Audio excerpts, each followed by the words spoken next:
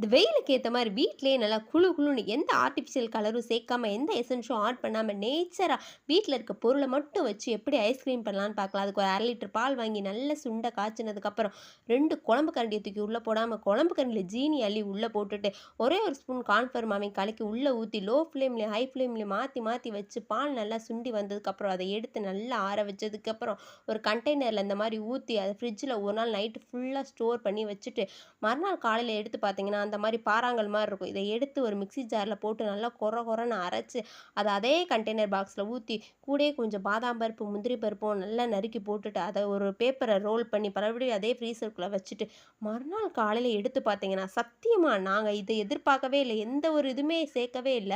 ஆனா vanilla ice cream எப்படி இருக்குமோ, அதே மாரி டேஸ்ட்டா இருந்துச்சு. வெண்ணிலா எசன்ஸோ, மில்க்கோ எதுவுமே மில்க் இல்ல. மில்க் மலாயோ எதுவுமே சேர்க்கவே இல்ல. அவ்ளோ சூப்பரா, அவ்ளோ டேஸ்ட்டா செம்மையா இருந்துச்சு. நீங்களும் குளு குளுன்னு செஞ்சு சாப்ட்டு